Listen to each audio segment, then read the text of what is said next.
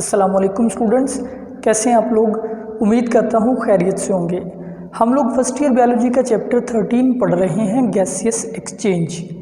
पिछले लेक्चर्स के अंदर मैं आप लोगों को ये बता चुका हूँ कि इंसान का रेस्पिरेटरी सिस्टम कैसे काम करता है, इसमें कौन कौन से हिस्से हैं और हवा कैसे हमारे लंग्स तक जाती है। और लंग्स के अंदर थैलियों के बारे में भी बता चुका हूँ कि हमारे लंग्स में थैलियाँ होती है जिनको एल्वियोलाई कहते हैं। आज हम उससे आगे बात करेंगे कि जब हवा आपके एल्वियोलाई में पहुंच जाती है, वहां से ऑक्सीजन आपके सेल्स तक कैसे जाती है और सेल्स जो CO2 पैदा करते हैं वो CO2 आपके सेल्स से आपके लंग तक कैसे पहुंचती है और उसको लंग से कैसे निकाला जाता है। तो इजी सा लेक्चर है, पूरा लेक्चर सुनिएगा। शुरू करते हैं जी। Transport of respiratory gases. दो रेस्पिरेटरी गैसेज है, एक जिसकी हमें ज़रूरत है यानी ऑक्सीजन, और दूसरा जिसको हमने रिमूव करना है यानी carbon dioxide. Intake of oxygen into blood. Oxygen को आपने लंग से ब्लड में लेके आना है, उसको इनटेक करना है। And release of CO2 from blood. CO2 को ब्लड से यानी कि सेल ने पैदा किया, सेल से वो ब्लड में आई, ब्लड से बाहर निकालना है। Brought about by following factor.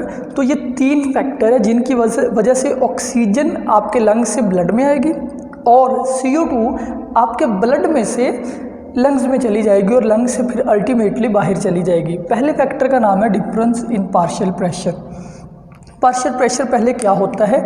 Difference यानी कि फ़र्क, पार्शियल प्रेशर का फ़र्क। आपने केमिस्ट्री के चैप्टर नंबर 3 पढ़ा हुआ है, उसमें Dalton law of partial pressure पढ़ा हुआ है। पार्शियल प्रेशर क्या होता है कि अगर आपके पास किसी जगह पे 2-3 गैसेज मिक्स हो, उस गैस में जो एक गैस का इंडिविजुअल गैस का प्रेशर है टोटल, उसको कहते हैं उस गैस का पार्शियल प्रेशर। क्योंकि जो हवा हम अंदर लेके जाते हैं या हम सारी हवा अंदर लेके जाते हैं, याद रखें हमारी हवा के अंदर यानी इट्स एटमॉस्फेयर में सबसे ज़्यादा नाइट्रोजन है 78%, दूसरे पे ऑक्सीजन है 21%, तीसरे पे CO2 है 0.04%। हमने इनटेक किया हवा को, सारी हवा अंदर आ गई। अब उस हवा में ऑक्सीजन का भी कुछ पार्शियल प्रेशर है, नाइट्रोजन का भी है, कार्बन डाइऑक्साइड का भी है, ठीक है। तो पार्शियल प्रेशर का फ़र्क मैं बात करूंगा लंग से, क्योंकि स्टूडेंट्स हमने ये बात करनी है कि जो एल्वियोलाई है, लाइक ये स्टूडेंट्स समझ लीजिए एल्वियोलाई है यानी हवा की थैली है।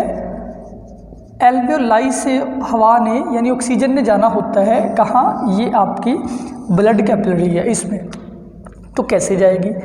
पार्शियल प्रेशर के फ़र्क की वजह से। जो हवा आप अंदर लेके जाते हैं उसमें partial pressure of oxygen PO2 high होता है, समझ आई। जो ब्लड पीछे से आ रहा होता है कैपिलरीज के ज़रिए से आपके लंग में, उस ब्लड में ऑक्सीजन का पार्शियल प्रेशर लो होता है। आसान सी बात है।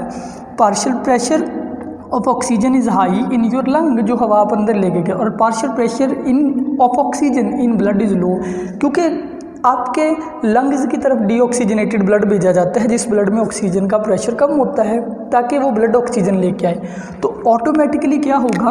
ऑक्सीजन यहाँ आ जाएगी, आपके ब्लड में इनटेक होगा। दूसरी तरफ CO2 का हिसाब उलट है, CO2 इस ब्लड में ज़्यादा होगा, तो partial pressure of CO2 is high. CO2 का प्रेशर, पार्शियल प्रेशर आपके ब्लड में हाई है। आपके एल्वियोलाई में PCO2 लो होगा, ठीक है, PCO2 इज़ लो। तो CO2 किधर जाएगी? CO2 आपके ब्लड से आपके लंग में जाएगी। इतनी आपको समझ आ गई कि पार्शियल प्रेशर का फ़र्क होना बड़ा ज़रूरी है। Number 2, large network of capillaries. आपके एल्वियोलाई के ऊपर कैपिलरीज के लार्ज नेटवर्क का होना ज़रूरी है, और ये चीज़ सही है कि हम अपने एल्वियोलाई को देखिए। अगर एल्वियोलाई क्या होती है? हमारे लंग में जो हवा की थैलियाँ, ये वाली थैलियाँ जो होती हैं, इनको एल्वियोलाई कहते हैं। तो एल्वियोलाई के ऊपर बहुत ही रिच नेटवर्क ऑफ कैपिलरीज होता है, यानी खून की बहुत बारीक नालियाँ हज़ारों की तादाद में चढ़ी हुई होती है, ठीक है। तो नेटवर्क ऑफ कैपिलरीज, और आपको मैं बताता जाऊँ कि कैपिलरी की दीवार बड़ी पतली होती है। कैपिलरी सबसे स्मॉलेस्ट ब्लड वेसल होती है, इसके ऊपर आप मेरा लेक्चर सुन सकते हैं आर्टरीज वेन्स कैपिलरी वाला, कि कैपिलरी इतनी बारीक नाली होती है कि उसकी वॉल सिर्फ सिंगल सेल थिक होती है, एक सेल थिक। तो बहुत ही बारीक नालियाँ आपके एल्वियोलाई के ऊपर चढ़ी हुई है। एल्वियोलाई के अंदर ऑक्सीजन ज़्यादा है, इस कैपिलरी के अंदर जो ब्लड है इसमें ऑक्सीजन कम है। तो डिफ्यूजन के ज़रिए से ऑक्सीजन आपके ब्लड में एंटर हो जाएगी। ठीक हो गया जी। दूसरा थिन नेटवर्क ऑफ कैपिलरीज। तीसरा थिन एल्वियोलर एपिथेलियम। अब एल्वियोलाई की अगर बात की जाए, एल्वियोलाई भी बड़ी थिक है। एल्वियोलाई की जो दीवार है, लाइक बेटा ये एल्वियोलाई की वॉल है, कितने सेल थिक है बोला, सिंगल सेल थिक है। ठीक हो गया। इसके ऊपर जो कैपिलरी चढ़ी हुई है उसकी वॉल कितने सेल थिक है, उसकी वॉल भी सिंगल सेल थिक है। ऐसे करके single cell thick capillary, single cell thick, distance बड़ा कम है बीच का। ऑक्सीजन इधर ज़्यादा है, जो आपने हवा इनटेक की है फ्रेश एयर, उसमें partial pressure of oxygen high है, तो ज़ाहिरी बात है ऑक्सीजन पार्शियल प्रेशर के डिफरेंस की वजह से यहाँ आ जाएगी आपके ब्लड के अंदर। यही डाल्टन का लॉ ऑफ पार्शियल प्रेशर है कि गैसेज हमेशा हाई पार्शियल प्रेशर से लो पार्शियल प्रेशर की तरफ आती है। अच्छा, अब हम ये फैक्टर आपको समझ आ गए कि एल्वियोलाई की वॉल भी थिन है, कैपिलरी भी थिन है, पार्शियल प्रेशर दोनों जगह पे डिफरेंस है, तो इजीली डिफ्यूजन हो जाएगी। अब हम देखते हैं ऑक्सीजन की ट्रांसपोर्ट। दो गैसेस की ट्रांसपोर्ट होती है, ऑक्सीजन की, ऑक्सीजन आपके एल्वियोलाई से ब्लड में आएगी, CO2 आपके ब्लड से एल्वियोलाई में जाएगी ताकि उसको निकाला जाए। पहले हमने ऑक्सीजन की ट्रांसपोर्ट पढ़नी है, नेक्स्ट लेक्चर के अंदर हम CO2 की ट्रांसपोर्ट पढ़ेंगे। ऑक्सीजन की ट्रांसपोर्ट करने के लिए केमिकल होता है, पार्शियल प्रेशर के फ़र्क की वजह से ऑक्सीजन आपके एल्वियोलाई से आपके ब्लड में आ जाएगी। अब ब्लड के अंदर से कैसे जाएगी सेल तक? देखिए बेटा, सोचे कि ये हमारे लंग्स है, लंग्स से ऑक्सीजन को पहुंचाया जाएगा आपके बॉडी के हर सेल में। हर सेल से मुराद हाथों के, पैरों के, फेस के, ब्रेन के। कैसे पहुंचेगी? ब्लड में आ गई। मान लिया हमने कि ऑक्सीजन ब्लड में आ गई। अब ब्लड के अंदर एक चीज़ होती है जिसका नेम होता है हीमोग्लोबिन। ये उस ऑक्सीजन को आगे लेके जाएगी सेल तक। तो haemoglobin is a respiratory pigment. Haemoglobin की मिसाल है एक ट्रक की, जिसने सामान को लोड करना है और उसकी मंजिल पे जाके उसको उतार देना है। ये हीमोग्लोबिन का काम, ऑक्सीजन पिक करनी है इसने लंग्स में से और उसको ले जाके सेल्स में अनलोड कर देना है, सेल्स को प्रोवाइड कर देनी है। Haemoglobin is respiratory pigment. ऐसा पिगमेंट, ऐसी कलरफुल सब्सटेंस जो गैसेस को एब्जॉर्ब करे, गैसेस को ट्रांसपोर्ट करे, उसको पिगमेंट कहते हैं। Carries oxygen from lungs to cell. अब हीमोग्लोबिन कैसे ऑक्सीजन को पिक करती है, इसके लिए ये आपको रेड ब्लड सेल को देखना पड़ेगा। रेड ब्लड सेल में सबसे बड़ी चीज़ जो पाई जाती है वो हीमोग्लोबिन है। हमारे रेड ब्लड सेल में न्यूक्लियस नहीं होता, बल्कि न्यूक्लियस की जगह सेंटर में एक बड़ी सारी डिस्क होती है जिसको कहते हैं HB। सिंबल होता है हीमोग्लोबिन का। हीमोग्लोबिन ऑक्सीजन के साथ बड़ा रेडिली कंबाइन कर सकती है, यानी बड़ी जल्दी जुड़ती है। जहाँ इसको ऑक्सीजन नजर आए, ये पकड़ के फ़ौरन उसके साथ जुड़ जाती है। अब हीमोग्लोबिन प्लस O2 जब जुड़ते हैं बनता है HbO2। इस हीमोग्लोबिन को कहते हैं हीमोग्लोबिन। ठीक है, जब ये ऑक्सीजन से जुड़ गई अब इसको कहते हैं ऑक्सी हीमोग्लोबिन। तो हीमोग्लोबिन जब ऑक्सीजन से जुड़ती है क्या बन जाती है? Oxy haemoglobin. कलर भी चेंज हो जाता है। जो नॉर्मल हीमोग्लोबिन होती है वो होती है ब्राइट रेड कलर की और बगैर ऑक्सीजन के। जब हीमोग्लोबिन ऑक्सीजन से जुड़ जाती है फिर इसका कलर हो जाता है पर्पल रेड, यानी हल्का रेड में, रेडनेस में थोड़ी कमी आ जाती है। ठीक है। Little amount of oxygen dissolve in plasma. थोड़ी बहुत जो ऑक्सीजन है वो हीमोग्लोबिन के अलावा प्लाज्मा से भी ट्रांसपोर्ट होती है। याद रखिए आपकी बॉडी के अंदर 95% ऑक्सीजन की ट्रांसपोर्ट हीमोग्लोबिन करती है, लंग्स से पकड़ के हर सेल को प्रोवाइड करती है। अब जी कैसे करती है वो देखते हैं। मैक्सिमम कैपेसिटी कितनी है हीमोग्लोबिन की? हीमोग्लोबिन कितनी ऑक्सीजन पिक कर सकती है, इसको कहते हैं मैक्सिमम कैपेसिटी। 20 mg पर 100 ml ब्लड। अगर आपके पास ब्लड का 100 ml हो, वो 100 ml 20 मिलीग्राम हीमोग्लोबिन को उठा सकता है और ट्रांसपोर्ट कर सकता है। ये है मैक्सिमम कैपेसिटी, ज़्यादा से ज़्यादा कैपेसिटी। लेकिन अगर किसी जगह पे ऑक्सीजन का पार्शियल प्रेशर 115 mmHg हो, mmHg पार्शियल प्रेशर का यूनिट है, प्रेशर का यूनिट होता है ये। यानी हवा के अंदर मैं आपको बताता जो हमारी नॉर्मल हवा है सी लेवल पे, इसमें पार्शियल प्रेशर ऑक्सीजन का होता है 159 टॉर। ये पार्शियल प्रेशर इनफ है, काफ़ी है ऑक्सीजन को आपके लंग्स में भेजने के लिए। आपके लंग के अंदर ऑक्सीजन का पार्शियल प्रेशर थोड़ा कम होता है बाहर की निस्बत, 115 mmHg होता है सी लेवल पे, ये नॉर्मल प्रेशर है। जो ऑक्सीजन आपके लंग में मौजूद है उसके अंदर ऑक्सीजन का पार्शियल प्रेशर है 115 टॉर। अच्छा, अगर 100 टॉर भी हो तब भी आपकी इजीली ऑक्सीजन आपके एल्वोलाई से आपके ब्लड में आ जाएगी। तो नॉर्मली ये है जी आपका एल्वोलाई, ऑक्सीजन का पार्शियल प्रेशर कितना है 115 mmHg। ठीक है, जो ब्लड पीछे से आ रहा है, कौन सा ब्लड, डीऑक्सीजनेटेड ब्लड कैपिलरीज के ज़रिए, उस ब्लड में ऑक्सीजन का पार्शियल प्रेशर लेस होता है PO2। सपोज वो है जी 80 टॉर। ठीक है, इतना फ़र्क है, काफ़ी फ़र्क है ऑक्सीजन। तो ऑक्सीजन आ जाएगी आपके ब्लड के अंदर ऑक्सीजन आ गई। अब पार्शियल प्रेशर इंक्रीज़ हो गया। अब ऑक्सीजन का पार्शियल प्रेशर मान लीजिए 100 mmHg हो गया, आपके ब्लड के अंदर ऑक्सीजन का पार्शियल प्रेशर इंक्रीज़ हो गया। एक बात और, अगर ऑक्सीजन का पार्शियल प्रेशर लंग के अंदर 115 mmHg है, ये टॉर है, हीमोग्लोबिन की ये मैक्सिमम कैपेसिटी है 20 mg, यानी अगर हीमोग्लोबिन मुकम्मल तौर पे भर जाए ऑक्सीजन से, तब हीमोग्लोबिन का 100 ml 20 mg ऑक्सीजन पिक कर सकता है। लेकिन नॉर्मली इतनी पिक नहीं करती, बल्कि जो नॉर्मल एटमॉस्फेयर के अंदर ऑक्सीजन का पार्शियल प्रेशर है, उसमें सिर्फ हीमोग्लोबिन ऑक्सीजन पिक करती है 19.6 ml। ठीक है, इतनी सैचुरेट होती है हीमोग्लोबिन 19.6 ml, यानी पूरा 20 नहीं होती। परसेंटेज में इसको कन्वर्ट कर ले तो ये 96% सैचुरेट हो जाती है। परसेंटेज में कन्वर्ट करने का आसान तरीका है, टोटल कैपेसिटी है 20, अगर 20 ही पिक कर ले वो, तो इसको मल्टीप्लाई करें 100 से, आपके पास 100% सैचुरेशन आ जाएगी। ठीक है, अगर 19.6% सैचुरेट हो, टोटल कैपेसिटी 20 है, तो मल्टीप्लाई करें 100 से, आपके पास 96 आंसर आ जाएगा। ठीक हो गया जी। आपको यहाँ तक मेरा ख्याल है पूरी समझ आ गई होगी कि ऑक्सीजन पार्शियल प्रेशर के फ़र्क की वजह से आपके ब्लड में आ जाती है।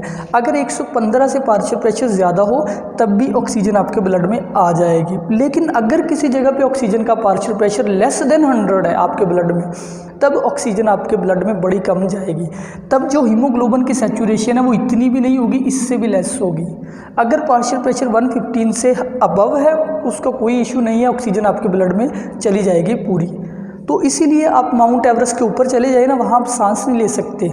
ये वजह नहीं है कि वहाँ एयर नहीं है, वहाँ एयर है, हवा है, हवा में ऑक्सीजन भी है। आप हवा को इनहेल भी कर सकते हो, लेकिन सांस नहीं ले सकते। क्यों? पार्शियल प्रेशर ऑक्सीजन का वहाँ पे कम है, लेस देन 100 टॉर रह जाता है पार्शियल प्रेशर ऑफ ऑक्सीजन। तो जब आप हवा अंदर खींच लेते हो, वो ऑक्सीजन आपकी एल्वोलाई में नहीं जाती, आपके ब्लड में जाती ही नहीं है। अच्छा जी, अब ऑक्सीजन पिक कर ली हीमोग्लोबिन ने उस ऑक्सीजन को पिक करके वो ब्लड के अंदर फ्लो कर रहा है आपकी बॉडी में, सेल में जाके उतारनी भी है हीमोग्लोबिन ने ऑक्सीजन। अब जी मान लीजिए ये है आपका बॉडी सेल, इस बॉडी सेल को हीमोग्लोबिन ने ऑक्सीजन प्रोवाइड करनी है। कैसे प्रोवाइड करेगी? इधर से वो कैपिलरी आ रही है खून की, जिसमें ऑक्सीजन का पार्शियल प्रेशर हाई है।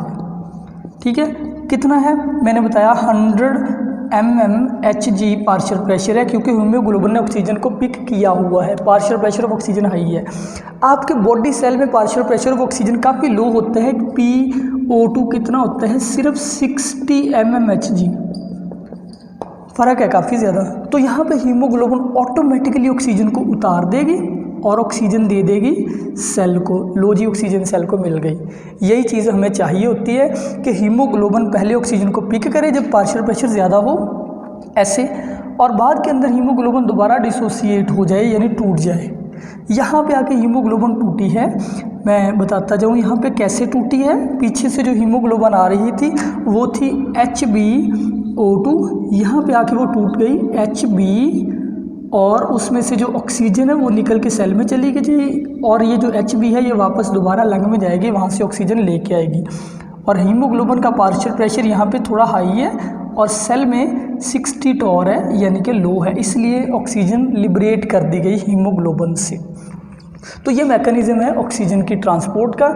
एक बात और है, ये वाला जो एंजाइम है कार्बोनिक एनहाइड्रेज, ये हीमोग्लोबिन को ऑक्सीजन से जोड़ता भी है और हीमोग्लोबिन को डिसोसिएट भी यही करवाता है। अब जो कुछ फैक्टर्स अफेक्टिंग हीमोग्लोबिन का ऑक्सीजन से जुड़ना और हीमोग्लोबिन का ऑक्सीजन को रिलीज़ करना, 3 फैक्टर्स इस चीज़ को कंट्रोल करते हैं हीमोग्लोबिन के ऑक्सीजन से बाइंडिंग को। कार्बन डाइऑक्साइड की कंसंट्रेशन, टेम्परेचर, pH। पहले CO2 की कंसंट्रेशन को डिस्कस करते हैं, यानी कार्बन डाइऑक्साइड कंसंट्रेशन से मुराद है मिकदार, कार्बन डाइऑक्साइड की मिकदार।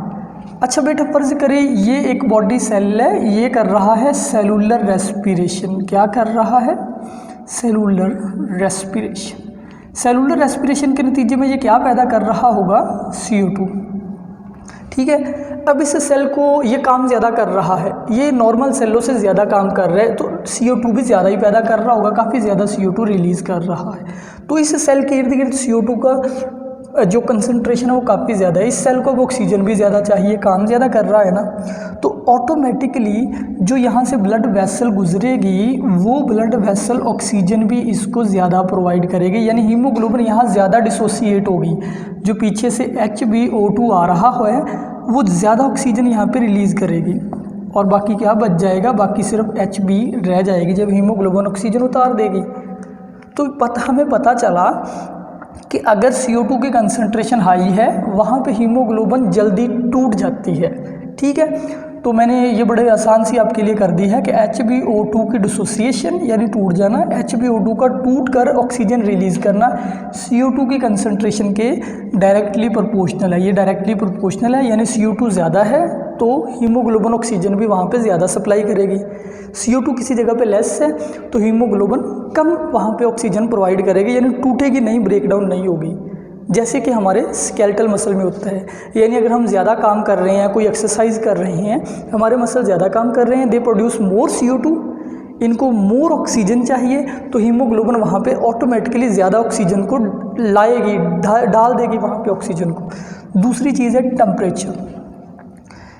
हीमोग्लोबिन डिसोसिएट उतनी ज़्यादा होगी जितना किसी जगह पे टेम्परेचर ज़्यादा है। अगेन वही एग्जांपल, अगर आप कोई मस्कुलर वर्क करें तो आपके मसल में हीट पैदा होती है, मसल गर्म हो जाते हैं, जितनी ज़्यादा गर्मी होगी वहाँ पे उतनी ज़्यादा ऑक्सीजन दी जाएगी। यानी आपका ब्रेन को पता लग जाता है कि ये बॉडी पार्ट ज़्यादा काम कर रहे हैं, इसको ज़्यादा ऑक्सीजन चाहिए, तो HbO2 उतनी ही ज़्यादा टूटेगी। अगर कोई सेल है, इसका टेम्परेचर हाई है, ठीक है, टेम्परेचर हाई होने का यही मतलब है कि ये काम ज़्यादा कर रहा है, इसको ऑक्सीजन ज़्यादा चाहिए, तो ऑटोमेटिकली इसको ऑक्सीजन भी यहाँ पे ज़्यादा दी जाएगी, यानी HbO2 टूट जाएगी, टूट के ऑक्सीजन को रिलीज़ कर देगी।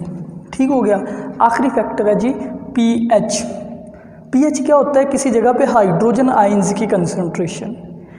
मैंने लिखा है HbO2 dissociate inversely proportional to pH, यानी अगर किसी जगह पे pH लो है ना, उस जगह पे ज़्यादा ऑक्सीजन डिसोसिएट होगी, उस जगह पे ज़्यादा ऑक्सीजन मिलेगी।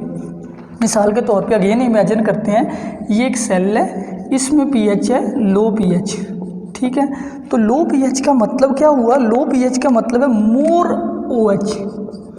लो pH mean more hydrogen positive ion. अब ये H पॉजिटिव आइन करते क्या है?